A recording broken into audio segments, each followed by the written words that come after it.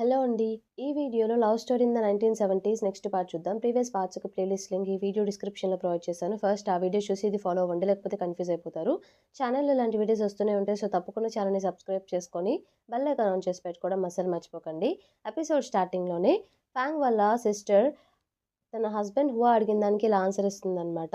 ఎందుకు ఇంకా నీ బ్రదర్‌కి చెప్పలేదు నువ్వు ఇక్కడికొచ్చిన విషయం అని చెప్పేసి. ఎందుకంటే నేను తన పేరెంట్స్‌గా పెళ్ళికి అటెండ్ అవుదాం అనుకుంటున్నాను. తన సిస్టర్‌గా కాదు అన్నట్టు తను జవాబిస్తుందనమాట. సరే నేను వాష్‌రూమ్‌కి వెళ్ళాలని చెప్పేసి తను వెళ్తూ ఉంటే ఇంతలో మళ్ళీ పిలిచి మనకెలాగో మ్యారేజ్ అయింది కదా! 2 రూమ్‌లు అవసరం అంటావా? నువ్వెందుకు నా రూమ్‌కి షిఫ్ట్ అవ్వకూడదు అంటే, మీరే నా రూమ్‌కి రండి అంటే, లేదు నా రూమ్‌లో వాష్‌రూమ్ కూడా ఉందంటే, నేనేమి నైట్స్ వాష్‌రూమ్ యూజ్ చేసుకోను. మీరే నా రూమ్‌కి రండి అన్నట్టు తనంటుంది.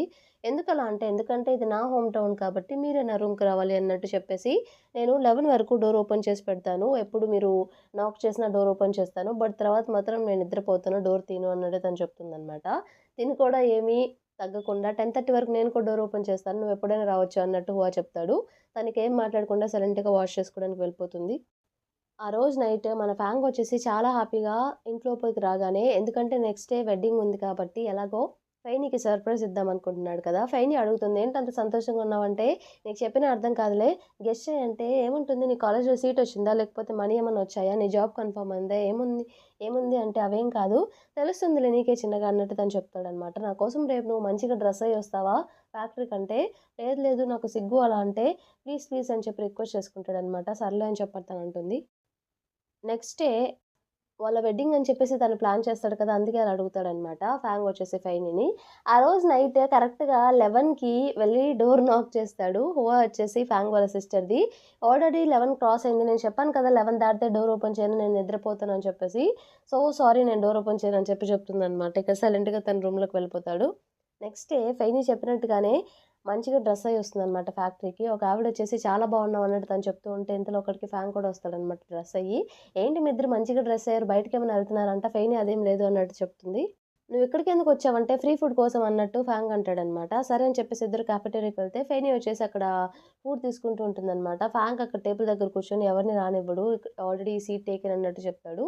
ఫెయినీ అడుగుతుంది "ఎందుకిలా చేస్తున్నావంటే" ఎందుకంటే కొంతమందొస్తున్నారు కాబట్టి అన్నట్టు తను చెప్తాడనమాట. ఇంతలో ఫెయినీ వాళ్ళ మామ్, డ్యాడ్ అలాగే లిన్ మెయి కూడా వస్తుందనమాట.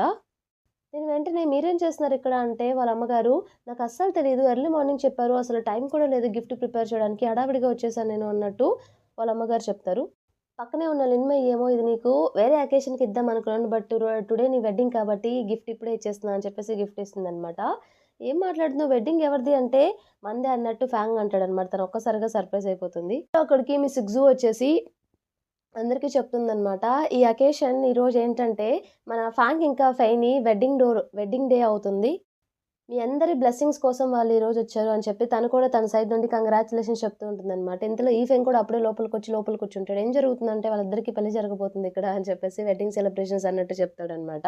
ఫెయినీకేం అర్థం కాదనమాట. ఇదంతా ఏంటసల ఎందుకు చేస్తున్నాడని చెప్పేసి, అయినా తను సైలెంట్‌గా అక్కడ నించొనుంటుంది.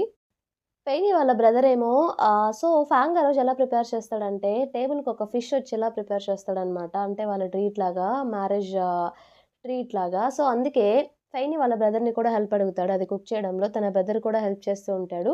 ఇంకో పక్క తన సిస్టర్ ఫాంగ్ వాళ్ళ సిస్టర్ రానే వస్తుందనమాట. బట్ లోపలికి రాకుండా బయట నుండి అలానే చూస్తూ ఉంటుంది. ఇంతలో ఫైనీ వాళ్ళ పేరెంట్స్ వచ్చి మాట్లాడమని చెప్పి మిస్ గ్జూ పిలుస్తుందనమాట. వాళ్ళ అమ్మగారేమో వాళ్ళ నాన్నగారిని మాట్లాడమని చెప్తుంది. వాళ్ళ నాన్నగారొచ్చేసి చాలా హ్యాపీగా ఉంది ఇలా ఉండడం. వీళ్ళిద్దరూ ఇలాగే ఉండాలని చెప్పి కోరుకుంటున్నానని చెప్పేసి మాట్లాడుతూ ఉంటాడు. ఇంతలో మిస్ గ్జూ ఫాంగ్ సైడ్ నుండి ఎవరు రాకపోవడం చాలా బాధాకరంగా ఉంది. బట్ స్టిల్ మనందరం ఉన్నాం కదా! పర్లేదు అన్నట్టు చెప్తూ ఉంటుందనమాట. అప్పుడే అక్కడికి హువా కూడా వచ్చేసి, సారీ మేము కొంచెం లేట్‌గా వచ్చామన్నట్టు చెప్తాడనమాట. అందరూ వాళ్ళ వైపే చూస్తూ ఉంటారు. ఫాంగ్ చేయి పట్టుకొని లాగుతూ ఉంటే, ఫాంగ్ వాళ్ళ సిస్టర్ చేయి పట్టుకొని లాగుతూ ఉంటే తను రాదు.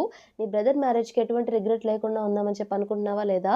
అలా అయితే నువ్వు వెంటనే లోపలికి వెళ్లి మాట్లాడాలి అన్నట్టు తనతో చెప్తాడు. తనిక లోపలికి వెళ్ళిపోయి అందరికి ఇంట్రొడ్యూస్ చేసుకుంటుందనమాట. నేను ఫాంగ్ వాళ్ళ సిస్టర్‌నని చెప్పి. అలాగే ఇతను నా హస్బెండ్ హువా అని చెప్పేసి కూడా పరిచయం చేస్తుందనమాట. నెక్స్ట్ వచ్చేసి హువా మాట్లాడతాడు. నాకు చాలా హ్యాపీగా ఉంది వీళ్ళు నా ఫ్యామిలీలోకి రావడం. నా ఫాదర్ ఇలాగా మా గ్రాండ్ ఫాదర్ మిలిటరీలో వర్క్ చేశారని చెప్పగానే అందరూ క్లాప్స్ కొడతారనమాట. ఎప్పుడు మేము కూడా వీళ్ళకి సపోర్టివ్‌గా ఉంటాం అన్నట్టు తను చెప్తాడు. అలాగే నేను ఒక డాక్టర్‌నని కూడా చెప్తాడు. మిస్ సుగ్జు వెంటనే అదంతా విని షేక్ హ్యాండ్ ఇస్తుందనమాట వాళ్ళిద్దరికీ. తర్వాత సరే, సరే ఉండండి ఫ్యాన్‌ని మాట్లాడమని చెప్దామని చెప్పేసి ఫ్యాన్‌ని మాట్లాడమని చెప్తుందనమాట. ఫ్యాంగ్ వచ్చేసి ఫెయినీ వైపు చూసి ఇలా మాట్లాడుతూ ఉంటాడు. "ఇది నీ లైఫ్‌లోని ఒక పెద్ద రోజుగా నీకు గుర్తుండిపోవాలని చెప్పి అనుకుంటున్నాను. నువ్వెప్పుడూ ఒక ప్రాపర్ వెడ్డింగ్ అవ్వాలని చెప్పి కోరుకున్నావు కదా! అందుకే ఇదంతా నీకోసం నేను ప్లాన్ చేశాను. ఈరోజు మనకి ప్రాపర్ వెడ్డింగ్ అవ్వబోతుంది. సో, ఇదెప్పటికీ నీ లైఫ్‌లో గుర్తుపెట్టుకోవాల్సింది నువ్వు" అన్నట్టు చెప్తూ ఉంటాడు. అలా తనలా చూస్తూ ఉంటే ఇంతలో ఒకరు, "ఏంటి మాకేం లేదా? అట్‌లీస్ట్ వెడ్డింగ్ క్యాండీ అయినా ఇస్తున్నారా లేదా?" అన్నట్టు క్వెషన్ చేస్తే, "నాకు తెలుసు మీరు అడుగుతారని చెప్పేసి అందుకే అన్ని టేబుల్స్‌కి ఒక్కొక్క ఫిష్‌ని నేను మీకు ట్రీట్‌గా ఇస్తున్నాను" అన్నట్టు చెప్తాడనమాట. అందరూ ఒక్కసారిగా షాక్ అయ్యి గట్టిగా అరుస్తారనమాట హ్యాపీనెస్ తోటి. ఇంతలో లోపలికి ఫిషెస్ వస్తూ ఉంటాయి కుక్ చేసినవి. టేబుల్‌కొకటి పెడుతూ ఉంటారు. ఇదంతా చూసిన ఫెని ఒక్కసారిగా షాక్ అవుతుంది. వీటన్నిటికి ఇతనికి డబ్బులెక్కడివి అని చెప్పేసి.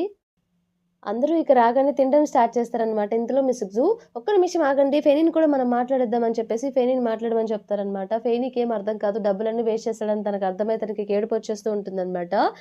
నాకు ఇలాంటి సర్ప్రైజ్ ఇస్తాడని నేను అస్సలు గెస్ చేయలేదు. ఈ సర్ప్రైజ్ నాకు చాలా ఆనందంగా ఉంది. నాకు హ్యాపీ టియర్స్ కూడా వచ్చేస్తున్నాయి అని చెప్పేసి తను ఏడుస్తూ మాట్లాడుతుందనమాట పాపం.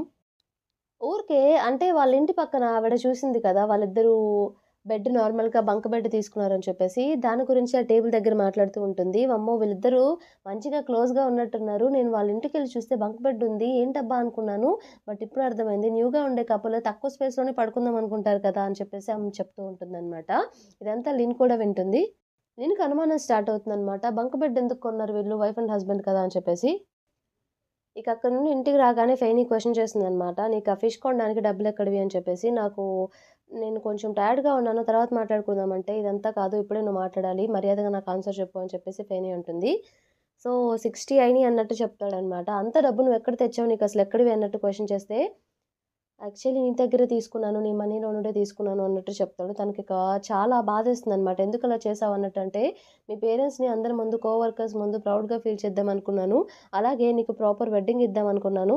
అందుకే తప్పక నేను ఫిష్‌ని పట్టుకుందామని చూసాను. బట్ నా వల్ల కాలేదు. ఫిష్ నాకు దొరకలేదు. అందుకే ఇక తప్పక నీ దగ్గర మనీ తీసుకోవాల్సొచ్చింది" అని చెప్పగానే తను వెంటనే వెళ్లి తన పర్స్‌లో ఎంత మనీ ఉన్నాయో చూసుకుంటుందనమాట. సో, మనీ తగ్గడం చూసి ఇక తన మనీయే తీసుకున్నాడని చెప్పేసి తనకర్థమైపోతుంది. తన వైపు చూసి, "అసలు ఇవన్నీ రాడానికి నేనెంత కష్టపడ్డానో తెలుసా? ఎంత కష్టపడి ఇవన్నీ చేశానో తెలుసా నీకంటే?